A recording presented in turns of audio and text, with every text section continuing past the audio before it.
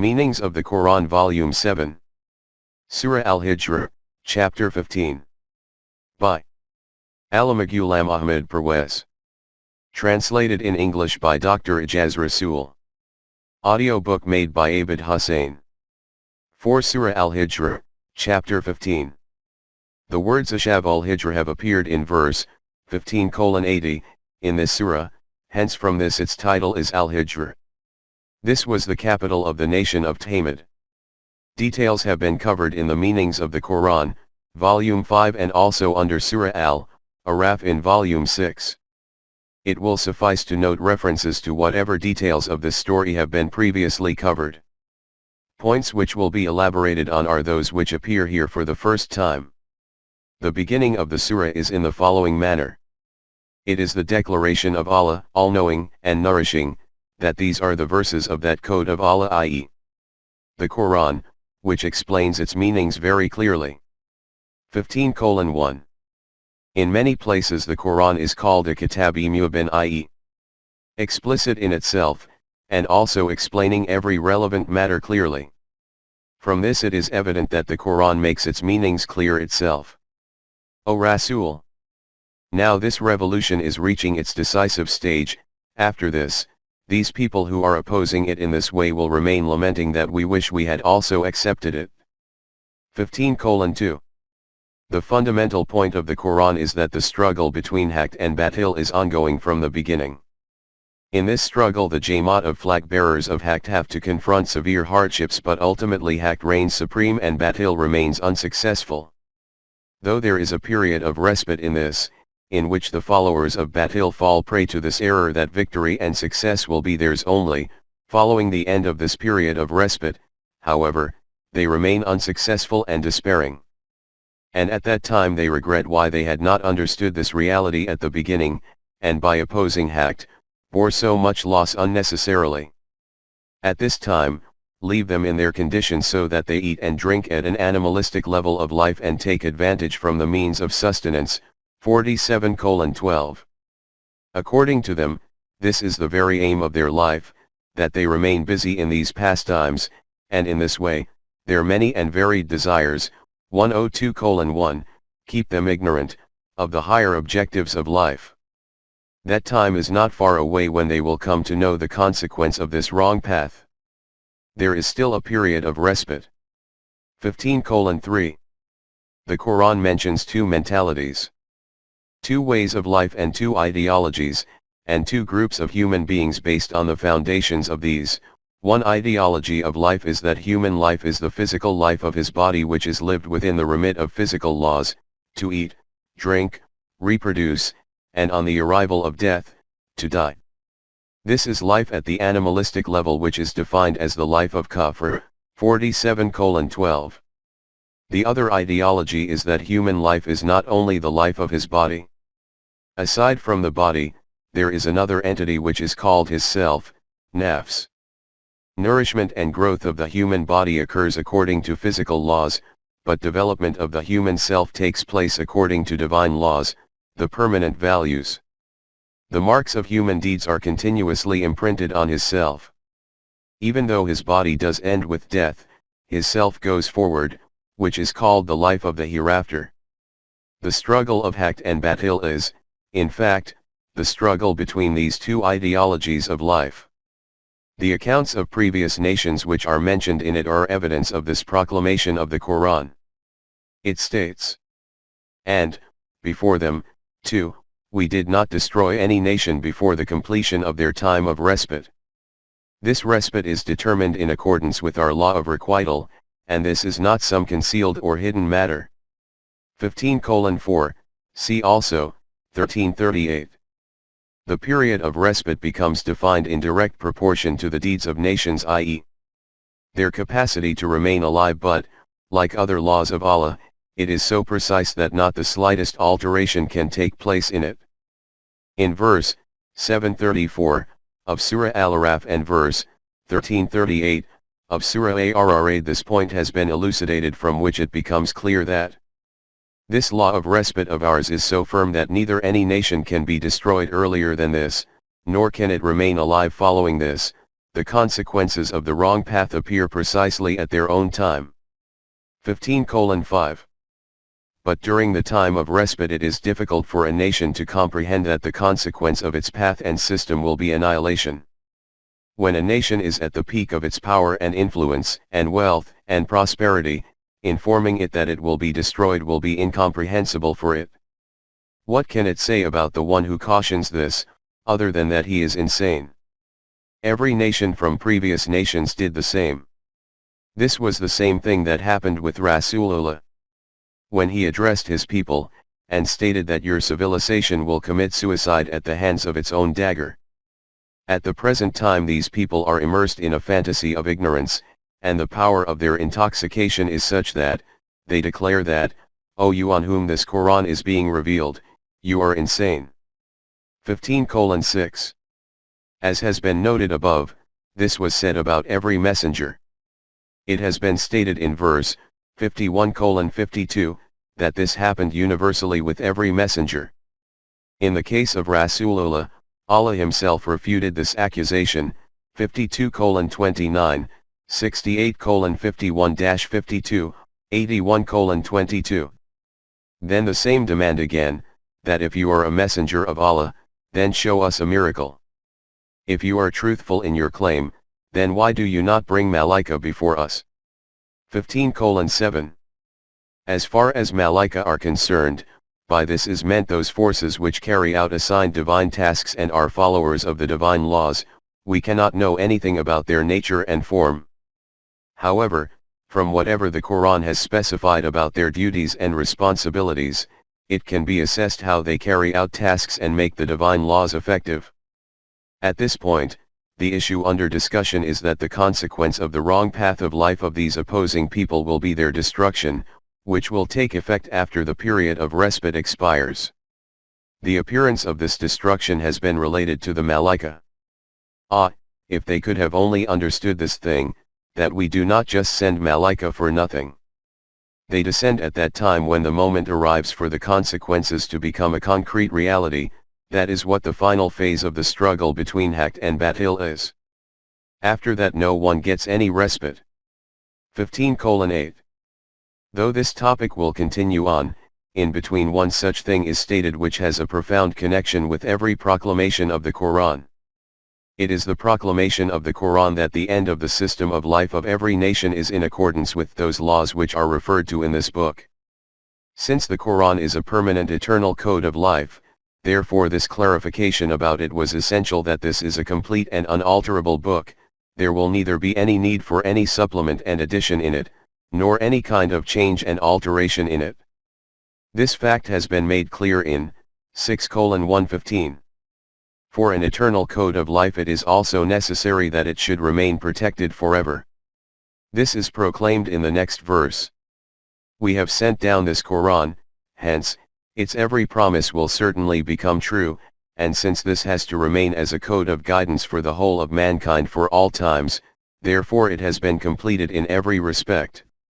There will be no need for any kind of change or alteration in it. 6:115. Hence, we will protect it ourselves, and no power on earth will be able to erase it. 15:9. These three characteristics, complete, unalterable, and protected, are specific to the Quran. No presumed divine book of any religion among the religions of the world has this claim within it. The consequence of which is that it is not the claim of any religion either that the book which they call their divine book is the same as that which was given to them by the founders of their religion. In contrast to them, even non-Muslims accept this claim of the Quran that it is untampered with and is protected.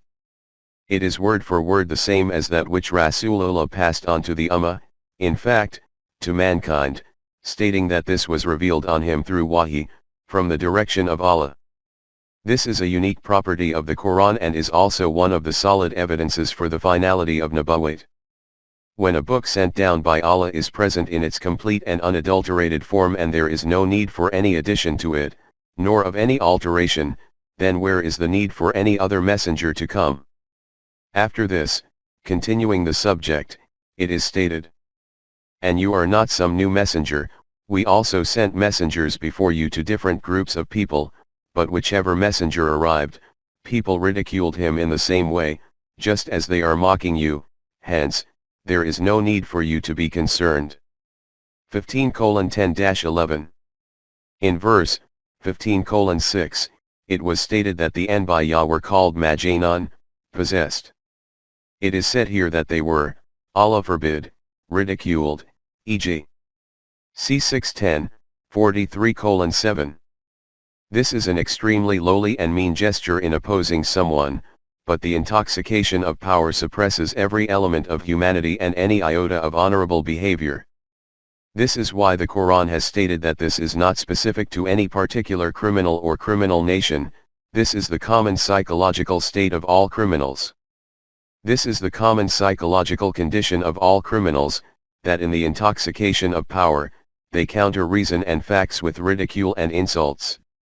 15:12. The consequence of this psychological state was that neither the criminals of the previous nations used to accept Iman in the messages of Allah, nor would the people opposing Rasulullah accept Iman in the Quran. The foremost condition for Iman is a change in the psychological state. This is the condition of your people. They will never accept Iman in it, and whatever former societies have been doing, they will do the same. 15:13. And as far as their demand for miracles is concerned, the fact is that according to the psyche they possess, they will not accept Iman even after seeing a supernatural event. They say that if you are truthful in your claim of Risalat, then bring angels before us. This is merely an argument of theirs. The fact is that, if we had opened some gate in the sky before them and even if they had started to climb into it, even then they will not accept Iman. At that time they will start saying that our eyes have been caused to be closed, or a spell has been put on us. The way to have Iman is that intellect and reasoning should be used for the Quran, not that demands for these kinds of supernatural events should be made. 15:14-15. During its era of infancy, human consciousness was not aware of the form and reality of the manifestations of nature. It became so spellbound by its display and so mesmerized by its sight that these were made into its God, and it started to worship them. The most destructive of its beliefs among all of these superstitions was that every single human being has a star with which his destiny is connected. The reason that this belief was destructive is that because of it, instead of being a possessor of choice and intent, man becomes helpless and constrained. When the destiny of man is in the control of some superstitious force, star, who can be more constrained than him? The clerics had a great time. In each place of worship, fortune tellers were stationed around whom people would gather, particularly females, to inquire about their fate. By declaring that they have ascertained full details of the state of the congregation of stars by going to the domain of the heavens, they used to strengthen the knots of these superstitions. The Quran arrived, and it metamorphosed the darkness of every kind of superstition in the light of knowledge and vision. By uncovering the reality and truth of the manifestations of nature and the stellar bodies, it tore into tatters the veils of deceits of the fortune tellers and astrologers. About the stars it declared, as for as their assertions that regarding those kinds of things which are mentioned in the Quran, fortune tellers and astrologers can also inform about them through knowledge of the stars. The state of stars is such that, we have spread out stellar bodies in the heights of the heavens and light is reflected from them, and they appear very attractive to observers. And we have kept these protected from every kind of destructive force. This is why the supreme system of the universe is operating with such organization and discipline, and beauty, and precision. This is the reality about the stars regarding which they say that prophecies can be made about human destinies and events through their orbital movements. 15:16-17. And it is stated about fortune tellers and astrologers that these deceptions of theirs could dupe during the era of ignorance. Now, due to the revelation of the Quran, the light of knowledge is spreading. Now their businesses will become shut down. In its distinct metaphorical style the Quran states, the reality of these prophecies is also nothing more than this, that, these are merely their conjectures. These conjectures could work at that time when the light of knowledge was not as general as currently. Now, after the Quran, their era has ended. Now, behind every conjecture and speculation, there exists a brightly lit flame of knowledge and certainty which discloses its truth. 1518, see also, 26:210-212, 37:8-10, 67:5, 72:8-9. The practical explanation of this ideological teaching of the Quran has been manifested by the balanced conduct of Rasulullah. It was a commonly held belief that when there is the death of some great man, leader of a tribe, there is an eclipse of the sun and moon. A son of Rasulullah died in infancy, and by coincidence there was an eclipse of the sun that day. It became widespread among the people that this has happened due to the death of his son. When he came to know of this, he said that an eclipse of the moon or sun occurs according to the laws of Allah, it has no connection with the death or life of anyone. In this way, Rasulullah severed the root of this superstition. Before proceeding, let us stop for a moment and reflect how the Quran shattered these idols of superstition, and how we, Muslims, picked up the broken pieces of these idols as a result of our reverence and adulation and joined them together, and adorned them within the pillars of our Islamic beliefs.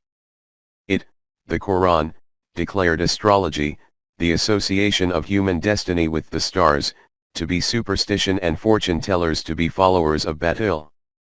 We advocated this same astrology to be real knowledge, and on its basis professed our prophecies and taqdeer to be our belief, as a consequence of which man remained as a merely constrained being. In our time Dr. Iqbal has written a great deal in repudiation of the batil beliefs of taqdeer, fatalism, and declared that every one of those beliefs or ideologies due to which there is any restriction imposed from any aspect on man's ability to make choices as being a cause for the degradation of humanity. He stated that the difference between man and an animal is that an animal is constrained due to its instincts, whereas man is free to make choices. Rocks and plants are followers of taqdeer. Man is a follower of the commands of Allah only. He follows the commands of Allah through his choice and intent. He told man that the creator of nature has bestowed you with freedom so that you can define and establish your own taqdeer, destination. You should write your life with your own pen. The creator of reality has left your life slate blank.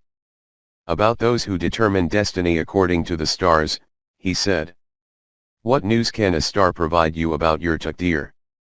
It is itself lost within the expanse of the heavens." And he said about fortune tellers, "What can a star chaser determine about your stature? As you are living dust, not subservient to a star." But no matter what the Quran proclaims, and no matter how much hapless Iqbal cries out, only the belief of taqdeer suits this Maluki yet stricken ummah. Whatever is taking place is all of it from Allah, we cannot make any change in it. Those heights to which the Quran takes man, what can we even inquire about it? Those scholars who manage to make some level of assessment of that status of humanity according to their own vision, also become aware of what the reality is of the stars of destiny. Nietzsche writes at one place, "I am standing at that point from where I can see the stars of my destiny below me."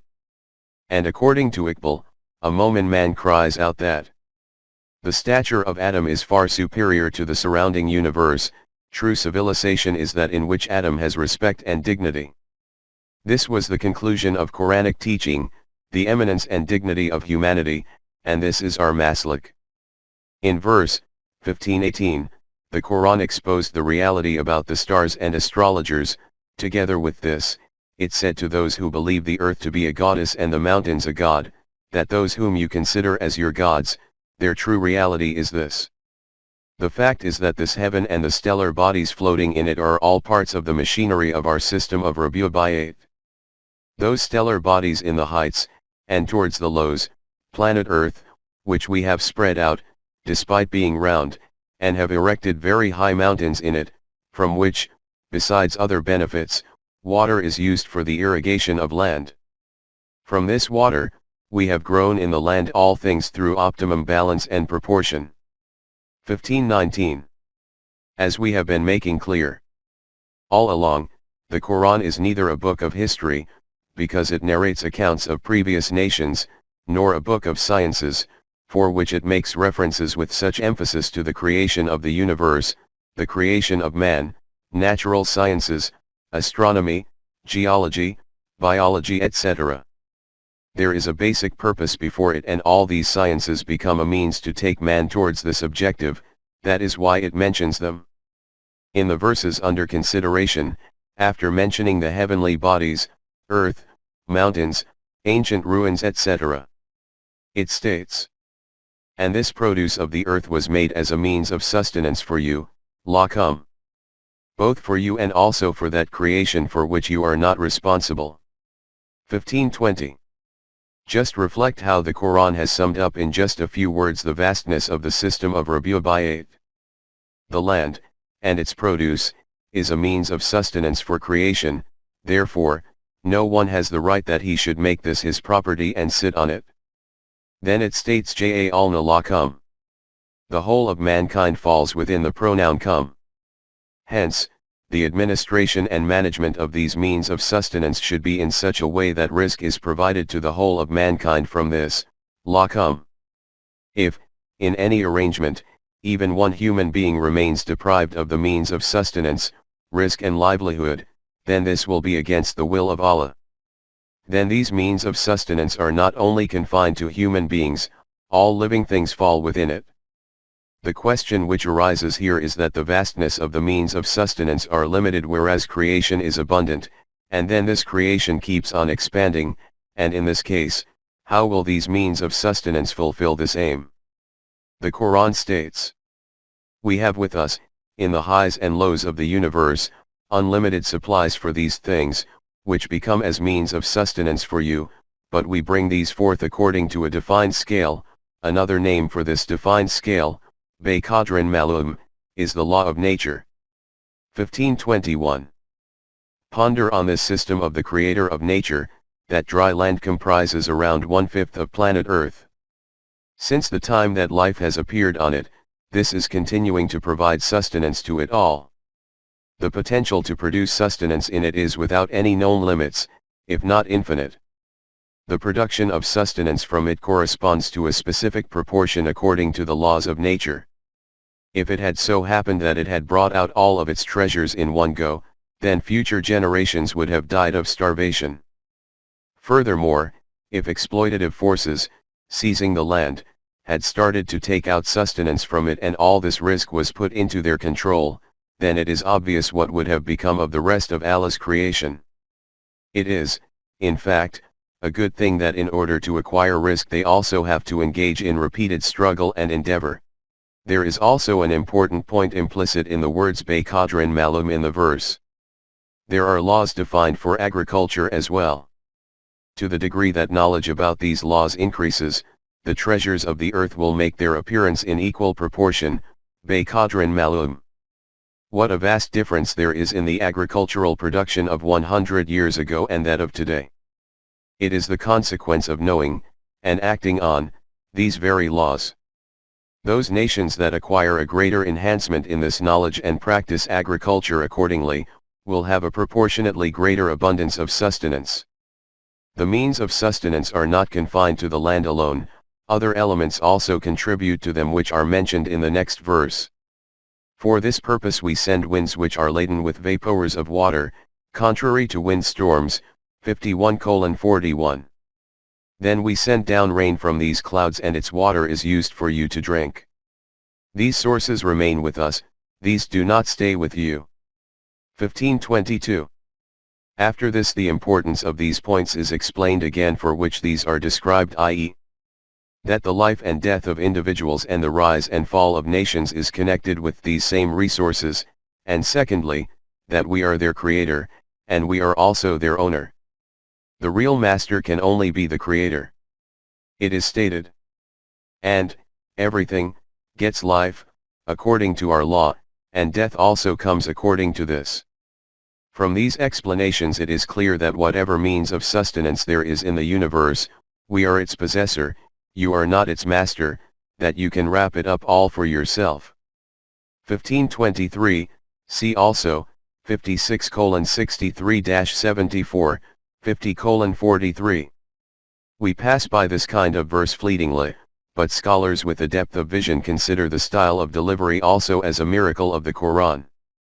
H. A. R. Gibb is a scholar of the Arabic language and a renowned writer.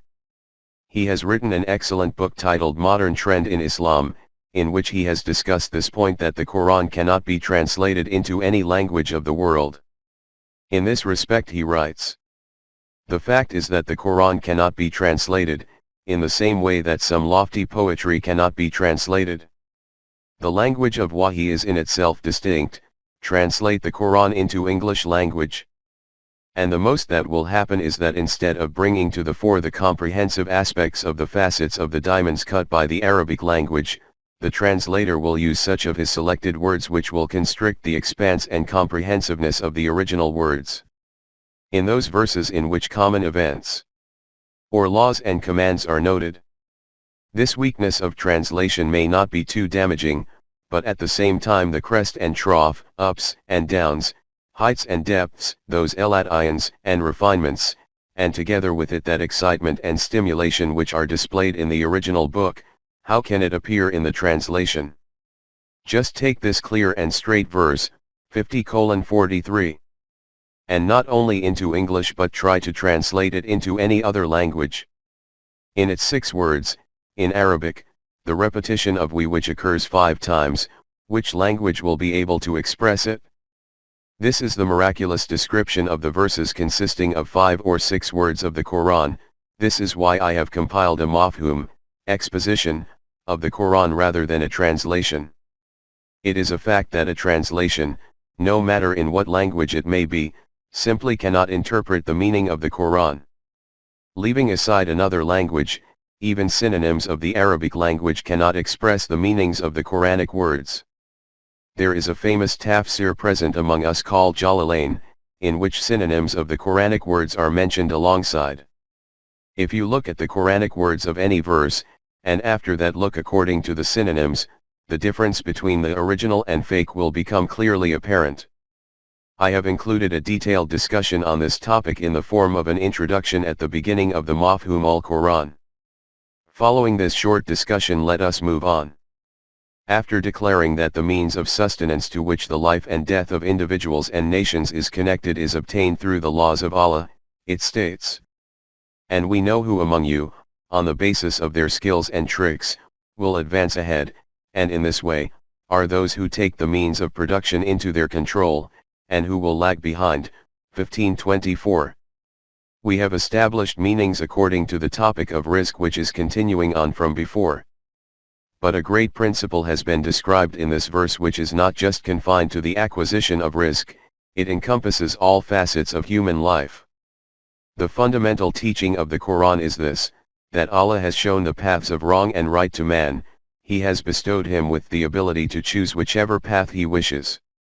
Together with this, he also blessed him with this capacity that he can go on this highway of life, with whatever speed he wishes. He can make endeavors to whatever degree he wishes.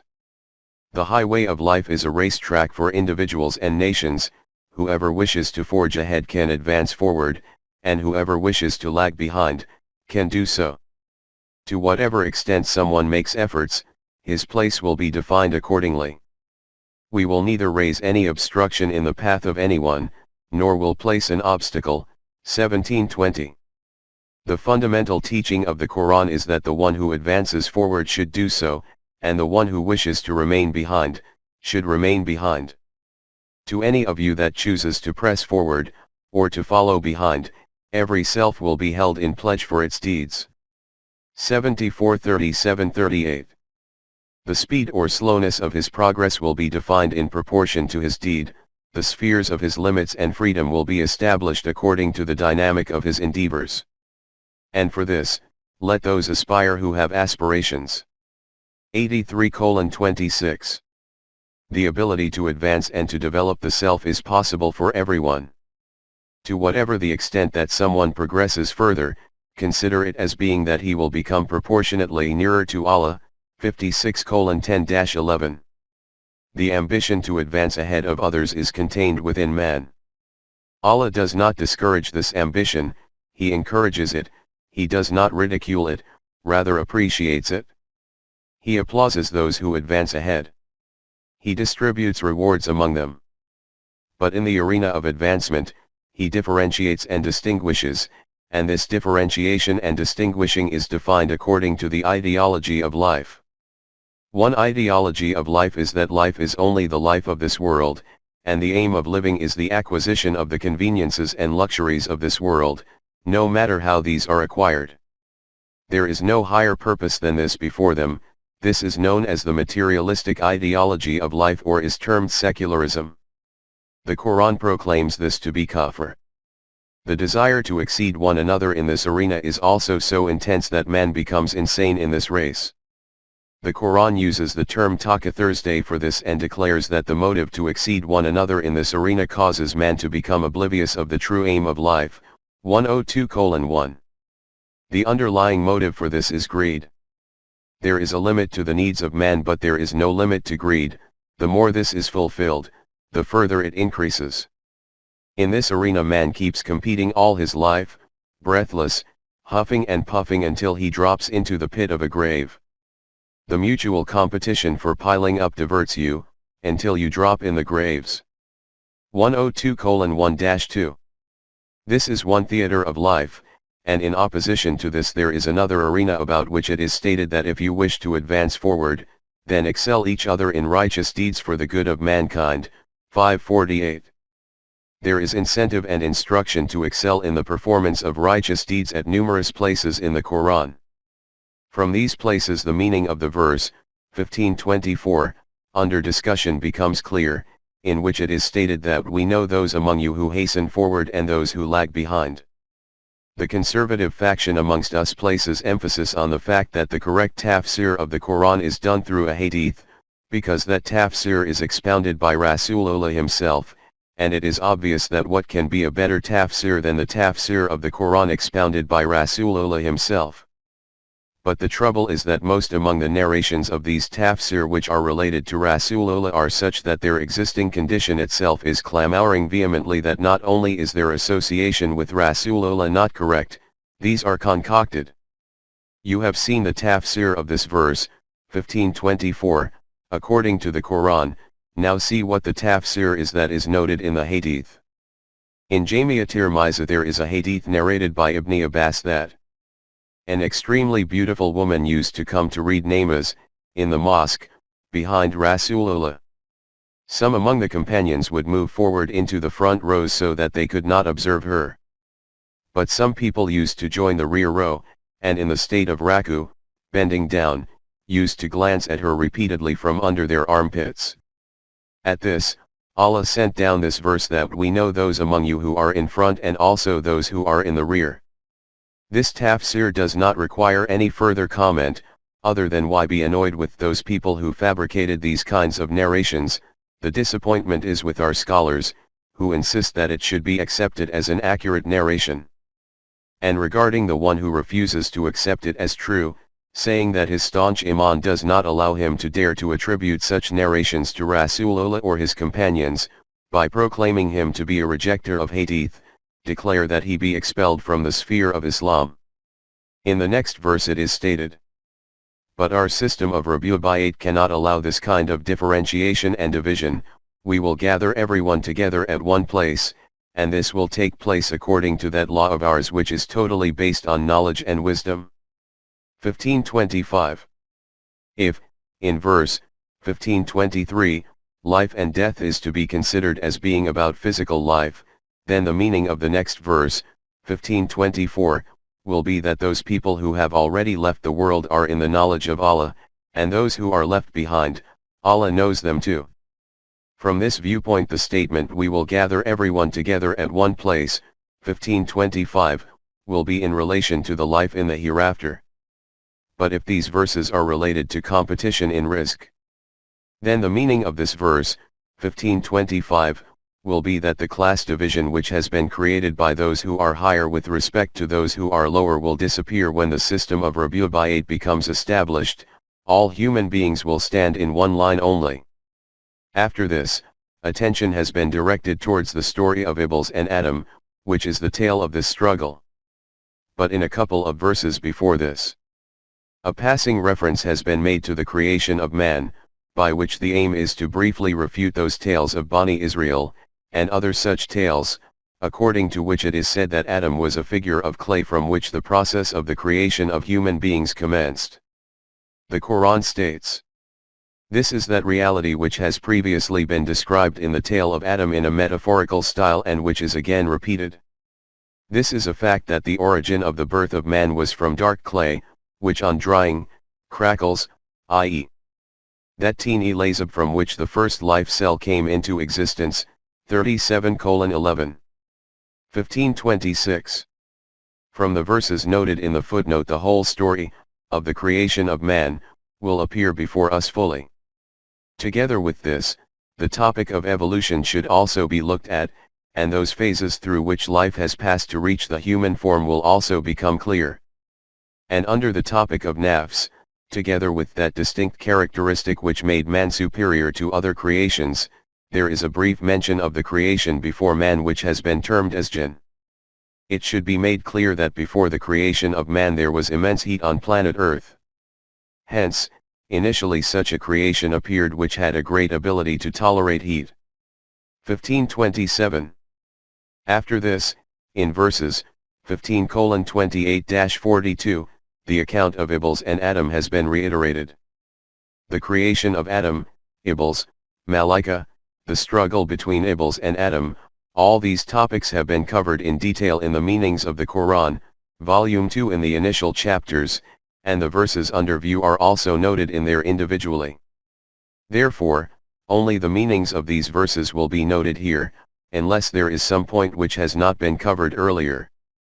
If you study once again the first two chapters of the meanings of the Quran, Volume 2, then the verses under view will automatically become understood. This topic has also been described in verses 7:11-18 of Sura Al Hijr. This same style has been adopted in the meanings of the Quran, Volume 5 for their elucidation. And your Rabb told the forces of the universe that I am about to commence the creation of man from sounding clay of dark mud. 1528.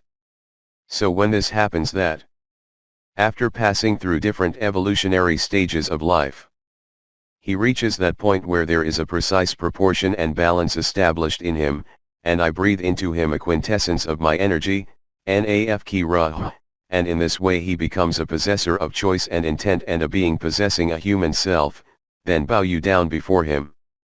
1529. Nafki is an important topic, details of which have been covered in the meanings of the Quran, Volume 2. Thus, according to this program, all the forces of the universe bowed before him, i.e. this trait was put into man that he could harness the forces of nature, but his own rebellious emotions, Iblis, did not bow before him. They refused to do this and adopted transgression. 1530-31, see also, 234. Iblis was asked why he did not prostrate before Adam. Allah inquired from Iblis, the rebellious emotions of man, why were you not among those who bowed before Adam? Why did you adopt transgression? 1532. He replied. He said that it cannot be possible for me that I bow before such a creation which is created from hollow, dark, sounding clay, i.e. the material creation of man is such that his rebellious emotions remain gripping him, but because of that quintessence of divine energy, the human self, that has been given to him, he becomes enabled from this so that these emotions do not overwhelm him. 1533. Only this much is stated here, but in Surah Al Hijr it is stated.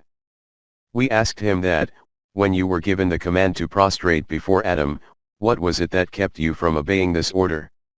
He said that I am better than him, you created me from fire, and him from clay. On man who is formed from water and clay, his impulsive and intense emotions remain engulfing him, but when he awakens the eminence of humanity within him by obeying Wahi, then he does not become engulfed by these emotions. 712, see also, 15:40-42. This reply is intellectual. He has responded through intellectual reasoning. It is a different matter that the reasoning was batil, but the reply was, in any event, based on the use of intellect. Among the followers of fiqh, qiyas, reasoning method, is also included in the technique to define a law. In fiqh there are 4 sources of deducing a law, i.e. the Quran, Hadith, Qiyas, and Ijma. The maslak of all, Hadith, followers of Hadith, is this, that there is no place for intellect in Shariat, hence, they do not accept the intellectual method, Qiyas, as a source of law, they are strictly opposed to it. The argument they present for this is that the one who made use of Qiyas, intellectual reasoning, first was Iblis, and the authority quoted for this is this very verse. Those people who say about deen based on the Quran, that intellect has no role in it, despite the fact that the whole Quran is replete with emphasis on the use of intellect and reasoning, what can possibly be said about them? Many people also provide evidence from the Quran for their being astray. 226. The consequence of this maslak of his is that Allah commanded, "Then get you out from this condition. You are deprived of every kind of blessing." If man becomes overwhelmed by his emotions and does not keep these under the obedience of the divine laws, then he remains deprived of the blessings of life, and this deprivation remains with man continuously, both in this life and in the life of the hereafter also. 1534-35. He said, Iblis, stated that he be given respite till the second life of man, up to that time when he removes whatever kinds of obstructions are blocking the path of human progress and achieves true human freedom. When, after eliminating all these hurdles, man achieves true freedom according to the wahi of Allah, at that time his destructive emotions will not be able to dominate him. Allah said, yes. You are given respite until that time, i.e. up to a known time because the era when man will have true freedom, in which he will overcome his base emotions, is not something which no one can know about. This is not a secret behind a veil, everyone will know it, and does know it. 1536-38, see also, 714, 15. He said, O my Rabb! The way in which you have deprived me from the blessings of life and blocked the path of tranquilities on me, I will also do the same. And will present the allurements and accoutrements of physical life in such an attractive manner that they will remain entangled in them and will become totally oblivious of the higher aims of human life, and in this way, like me, they will also become deprived of the true blessings of life. 1539. This is that verse in which are hidden the important fundamental realities of human life and deen. For this, make sure you peruse the meanings of the Quran, Volume 2. It should, in fact, be visited over and over again. Ponder on this principle that the individual who does not accept his mistake and tries to cast his responsibility on the heads of others, can never be reformed. To whatever degree chaos and conflicts are let loose in the world, whether individual or collective, the basic cause for them is that the wrongdoer or the one in the wrong never acknowledges his mistake, does not accept his responsibility and tries to cast it on the heads of others. He does not accept it, and a quarrel begins, and the consequences which result from this are obvious. If man accepts his mistake and takes responsibility for it, then these kinds of quarrels will never arise, and the reformation of men would be easily done. The belief under taqdir of determinism produces this very kind of mentality, that I am not responsible for my mistake, I am merely constrained by my destiny. As a result of this kind of mentality, man is destroyed both in deen and the world. When Iblis said that I will misguide all these people, along with this he also said, yes, those people who will be your devotees, I will have no power over them, they will keep themselves under the obeisance of wahi, hence rebellious emotions will not be able to overwhelm them. 1540. This has also appeared in another verse, 38:83. This is that force due to which man becomes enabled to confront every kind of wrong. Because of this exception, all those batil beliefs and masalak become refuted, according to which it is stated that man can never wash away the spots of his sins. This is the maslak which is based on haqq. Allah said that the path on which the devotees will tread is the balanced and established path which will take them straight to the intended destination of life. This is that path which leads towards me.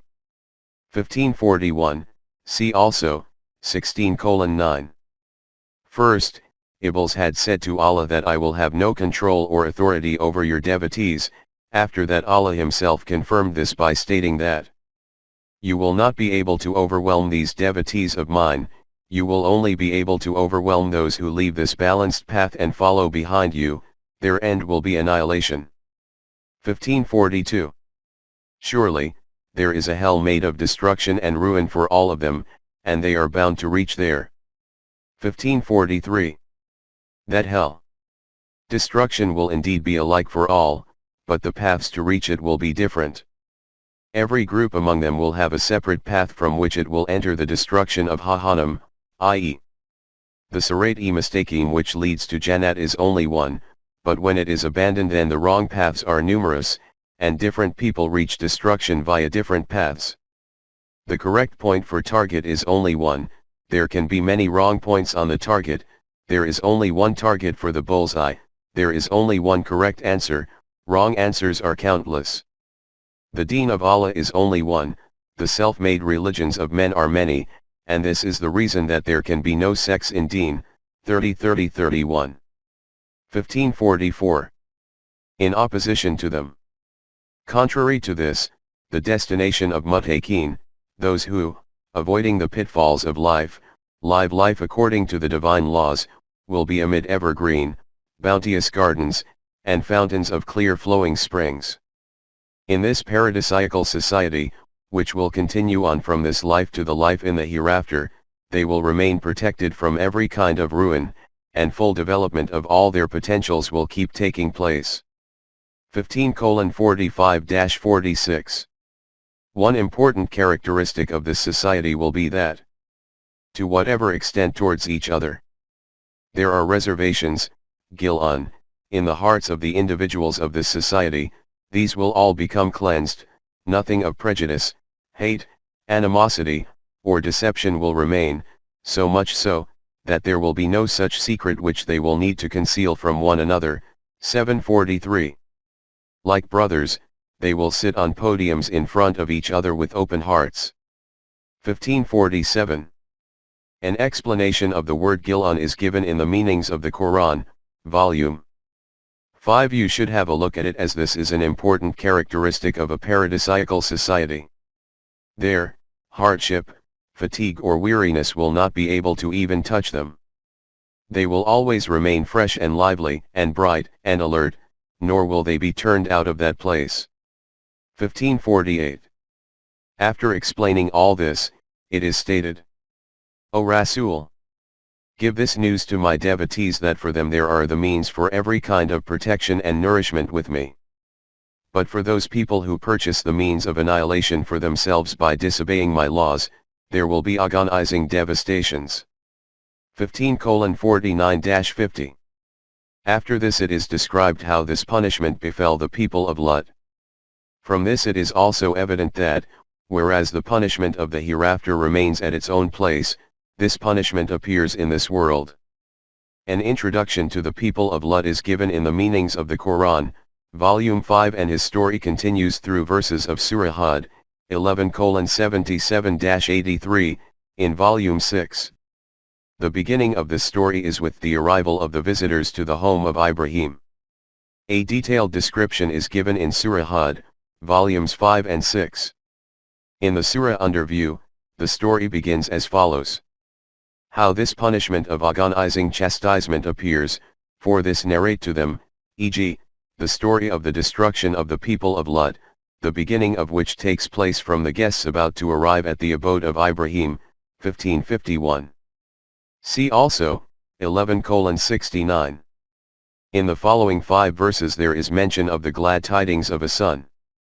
When they arrived at Ibrahim's abode, they said, We desire your peace. He replied that you appear to be strangers, hence, I have some apprehensions regarding you. They replied that there is nothing to suspect or fear. We give you glad tidings of such a son who will be the possessor of knowledge. He said that you give me the glad tidings of a son, whereas I have now grown old. On what basis do you give me this happy news? What expectation can I now have of progeny? They said that we give you absolutely true glad tidings. Do not be hopeless. Ibrahim replied, No, I am not hopeless of the rahmat of Allah. Only those can become hopeless of this who, abandoning his path, set out on the wrong path, or those who cannot find the right path. For those who tread on his path there are comprehensive maps of his rahmat before them. Hence, how can I be hopeless of his rahmat? I only said that according to general expectations, I cannot hope for children at this stage. 15:52-56. Mention of this glad news has been covered in verses 11:71-73 of Sura Al Hijr. Also see the meanings of the Quran, Volume 5. After this, Ibrahim asked them on what mission they had come. Then he said, Since you have been sent here, then tell me for what purpose are you appointed? They replied that we have been sent to a criminal people, i.e., the nation of Lut. The whole of that nation will be destroyed except for the people of Lut's own Jamaat, they will be saved. Even to the extent that from among the family of Lut, his wife will also be destroyed. Regarding her, our assessment is that she will not go with Lut, she will remain behind with the opposing people. 15:57-60. Following this, the story of the people of Lut is given. In the surah under view, these events are explained as follows. Then when these messengers came to the nation of Lut, Lut told them that you do not appear to be from this place, you appear to be strangers. They replied that it is correct that we are not from among those who live here. But we have come to tell you about that matter regarding which these people dispute with you, i.e., that destruction about which you warn them, and they say that if you are truthful then show it to us by bringing it on. We have come in order to make that destruction a concrete reality before them. We state an absolute truth, this will indeed happen. 15:61-64. Together with this, they also emphasized the need to move away from there. Therefore, after a part of the night has passed, leave this place taking your Jamaat along with you. Let them go on ahead, and you follow behind. In a time of danger, the Imam, i.e., leader, should leave after the rest. And get out from here in such a way as to never look back. 11:81. And go to that place to which you have been directed, by Allah. And we informed Lut via Wahi that by morning the roots of this nation will be severed. 15:65-66. When the people of the town learned of this. Here, this was being discussed, and on the other side, when the inhabitants of the town learned about the newcomers, they arrived celebrating. Lut told them that these are my guests, do not disgrace me by behaving improperly with them. Follow the law of Allah and do not be a cause for my humiliation. They said to Lut, Did we not tell you not to accommodate people from other nations at your abode? Now if you do the very thing from which we had forbidden you, then bear the consequences. At this Lut replied that, if some male stranger happens to come this way, that does not mean that you should become attracted to him. These women folk of yours who are like daughters to me, are there, fulfill your sexual desire through them. 15:70-71. There can be two meanings of the next verse. The translation of this is, taking an oath on your life. These people were becoming blind in their evil intoxication. 15:72. If this is to be considered an expression of these guests, then the meaning will be that they were saying to Lut, what kind of people are you wasting your intellect on? They are becoming blind due to the intensity of their sexual desires. They cannot even understand what you are saying to them. What effect can advice and warning have on the individual who is inebriated with an intoxicant? And if this is to be taken as a side comment, then the meaning will be that while describing the account, Allah told Rasool, I testify on your precious life. Those people were becoming blind under the intensity of their emotions, therefore, how were they going to listen to Lut? And after this, continuing the story, stated. In short, as soon as the sun rose, a devastating earthquake overtook them, and such a hailstorm of stones descended upon them from a volcano that the whole town was turned upside down. 15:73-74. Then, as a concluding verse, this fact was repeated that this story has been described as a historical event merely to illustrate the following. Verily, in this event there are great signs of instruction for those people who wish to reach the truth by using their understanding and reasoning. 15:75. And then addressing the people, Arabs, it is stated that you should have no difficulty in comprehending the end of this nation because the town of the people of Lut was not at an unfamiliar location, it was situated on that route where continuity of movement is still taking place, that is why these people can see the ruins while traveling back and forth on this route. 15:76. And this is not only for those Arabs of the time of the revelation of the Quran, until the day of judgment it is for those who accept Iman in the Quran. Surely, there are signs in these ruins for determining the truth for those people who have Iman in the law of requital of Allah. 15:77. Additionally, together with this there is also a brief mention of a similar kind of end of two more nations. One was the nation of Madian to whom Shoaib was sent as a messenger, they have also been called the people of Alaika, i.e. a people living in dense forests, and the other was the populace of Al Hijr, i.e. the nation of Thamud to whom Saleh was sent as a messenger. A detailed reference to the Madian nation and also the nation of Thamud is given in the Meanings of the Quran, Volume 5. Here, it is stated. And similarly the people of Alaika, inhabitants of dense forests, i.e. people of the Madian tribe, were also very rebellious, so we punished them too for their rebelliousness, and both these habitations, i.e. the towns of the people of Lut and the people of Madian are found on the main route. 15:78-79. And regarding the nation of Thamud and the people of Al Hijr, i.e. the nation of Thamud also falsified the message of their messengers. We had given them clear laws, but they remained in rebellion to these. They were a very powerful nation. They used to carve the mountains to make their homes, so that, in these homes like castles, they could remain secure. 26:149. But even these secure castles of theirs could not save them from the punishment of Allah. As soon as dawn arrived, the punishment gripped them with a mighty devastating blast, and whatever they had built for themselves with their endeavors was of no use to them. 15:80-84. These stories of former nations are reiterated with the aim to inform Rasulullah and the Jamaat-e-Sahaba, companions, that the struggle of Haqq and Batil which they are facing is not something new. This has been happening like this from the beginning, but there is nothing to be fearful about in this, because ultimately the victory is always of Haqq. This struggle had reached the final phase, therefore this Jamaat-e-Mu'minin was clearly informed that the moment of revolution is imminent. In this connection the Quran has described a supreme reality at various places, and that is that this system of the universe is functioning for this purpose, that the precise consequences of deeds become established. 45:22, 53:31. In this connection refer to the Meanings of the Quran, Volume 2. In this struggle the program used to be that the Messenger of Allah would communicate the message of Allah only to his own people. Out of them, whichever righteous people accepted this message were included in his Jamaat. Ultimately such a point would come when it would become clear that the remainder of the people will not accept the message, in fact, would go to any extreme in opposition to it.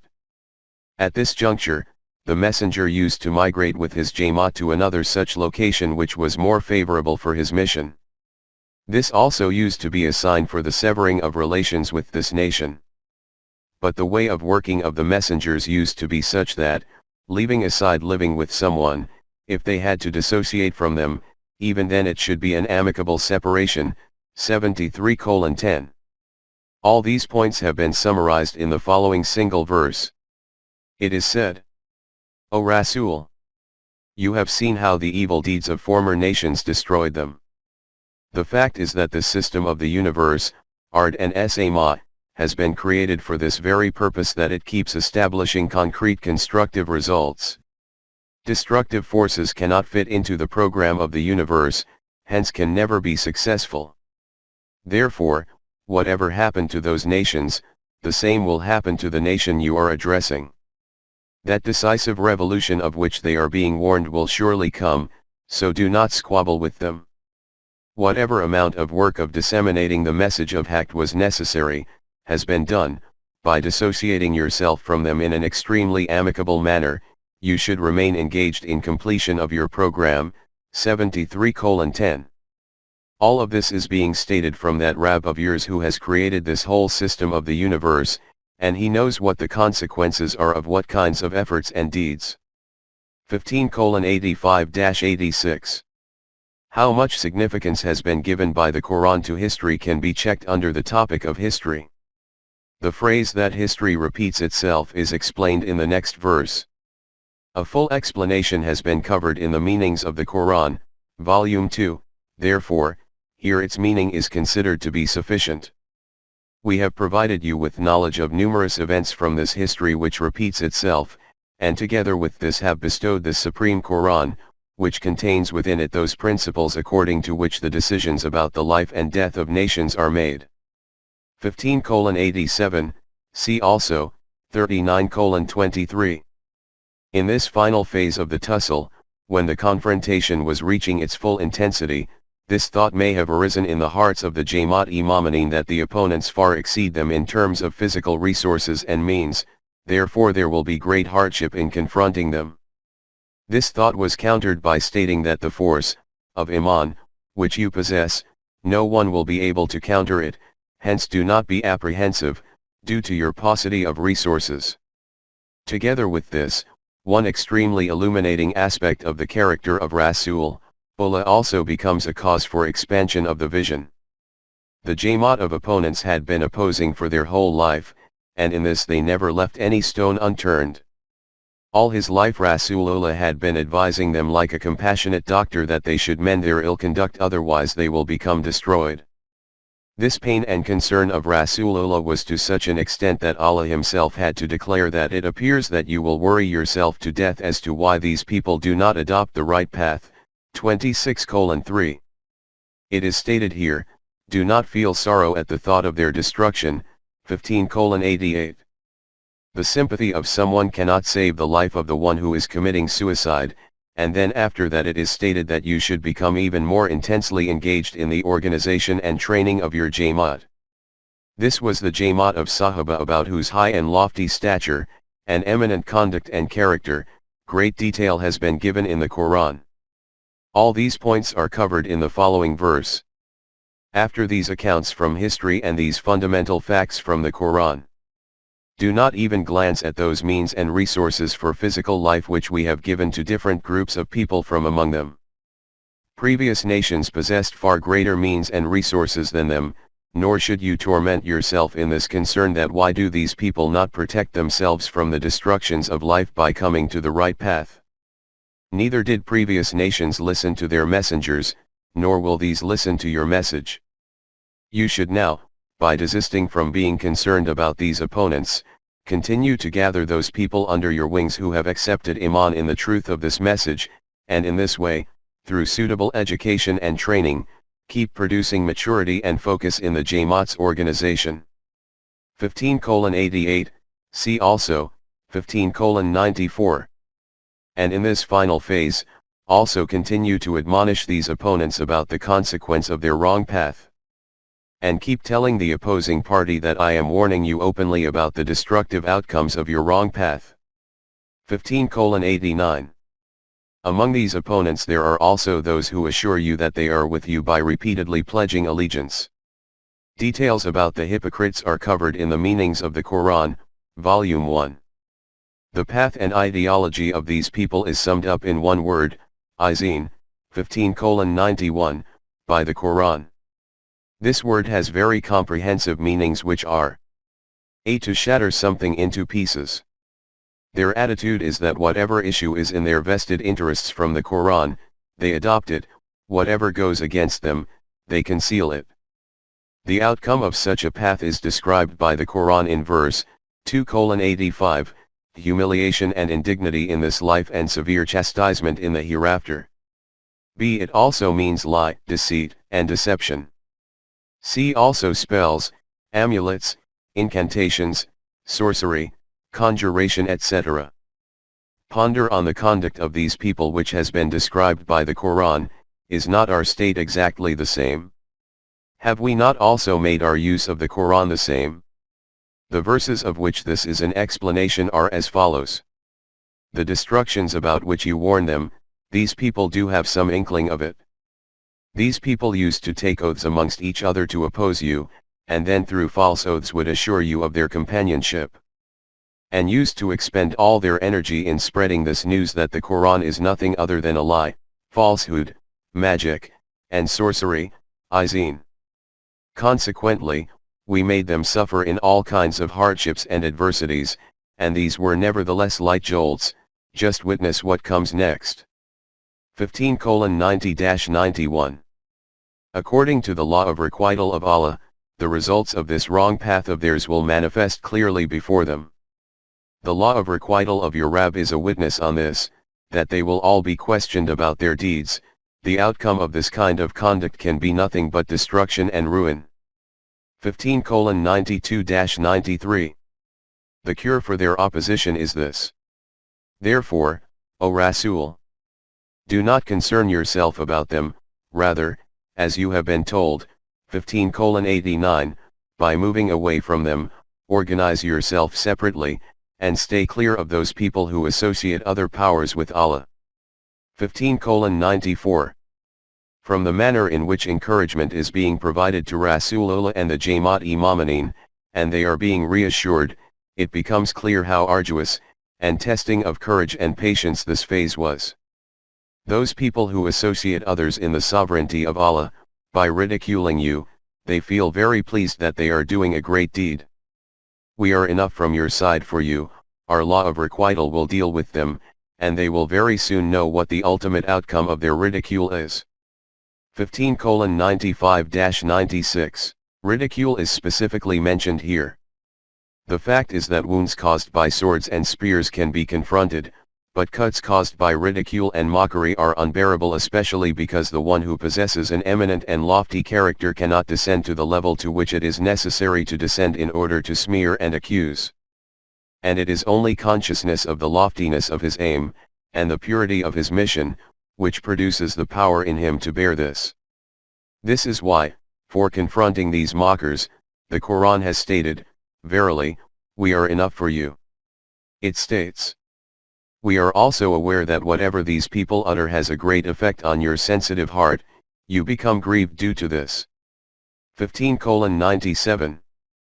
Note that it is stated that we have full knowledge of what is passing through your heart due to the scornful words of the opponents.